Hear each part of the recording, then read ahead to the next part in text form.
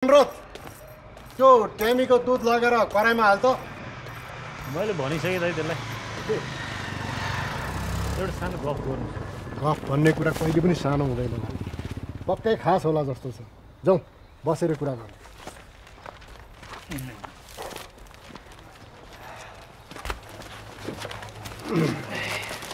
खासमा दाइको बच्चा चाहिँ किन भएन? बच्चा बनाउने आइडिया या ओखती मुलुको बारेमा भन्न आएको भने होस् है भाइ, मलाई केही सुन्नु छैन। साला अलिकति रुगा लागेको मात्र थाहा पायो भने 10 जना मान्छेले 10 थरी ओखतीको सिफारिस गर्छ।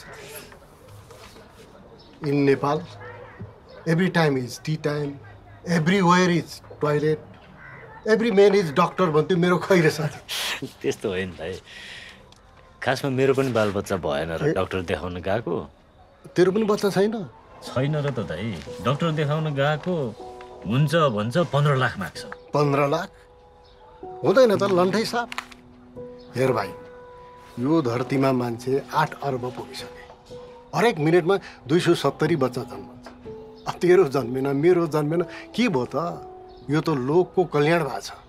त हामी त धन्यवादका पात्र हौँ। यसो पर्यावरण सन्तुलनमा राख्नु परेन भने। लोकको कल्याण, हाम्रो कल्याण चाहिँ कसले गर्छ? मरेपछि पिण्ड दिने चाहिँदैन बुढा। मरेपछिको चिन्ता? ए भाइ, कमसेकम यो मानव चोला मान्छे भएर बाँच। मरेपछि त खरानी हौ। नाति चाहियो, वंश चाहियो भनेर बाउको जहिल्यैको किचकिच। त्यही किचकिच सहन नसकेर सहर आएको। बाउ मेरो अनुहारै नहेर्ने भएको छ दाइ। अमर हुने एउटै उपाय वंश वृक्ष हो भन्छ बुढो। अब आफू मरेर भए पनि बालाई अमर नबनाइदिए भएको छैन। कति वर्ष पुगे तेरा बाउ? 76 लागे। ए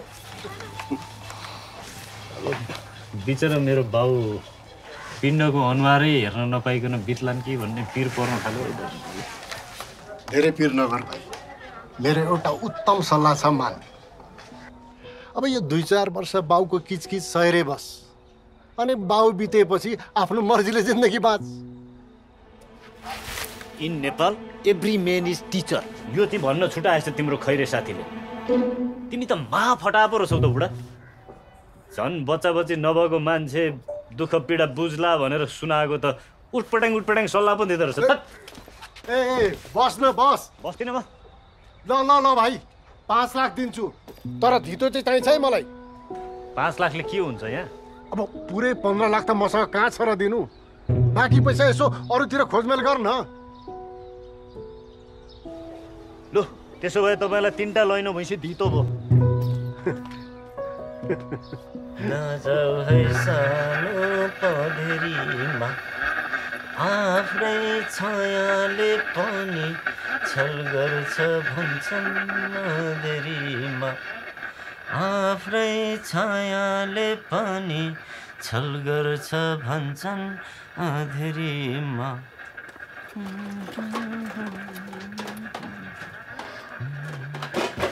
आफ्नै छायाले पनि छल गर्छ भन्छन् अँधेरीमा।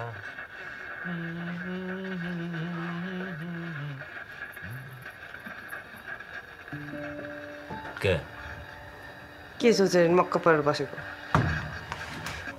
बा हुने भयो भने हो क्या? मोहन दाइले 5 लाख रुपियाँ दिने भयो हेर, अरू बाँकी पो कहाँ खोज्नु? छोराको नाम चाहिँ गोविन्द राख्नुपर्छ। त्यो मन राम चाहिँ हुँदैन। गोविन्द चाहिँ किन नि? मलाई यो कोही हिरो सिरोको नाम मन पर्दैन है। मैले कहाँ फिल्मको गोविन्द भनेको त? मैले त हाम्रो नटकट पाला कालीकृष्ण गोविन्द हो भनेको त। यहाँ सुने के? तिम्रो बाउको नाम बलराम, तिम्रो नाम दरिराम। त्यसो त मेरो छोराको नामको भागमा त मन राम पर्छ नि त। छोराको नाम चाहिँ फिक्सै गोविन्द पोखरेल। साँच्ची तिमीहरू पानी पोखरेलको दुध पोखरेल हो?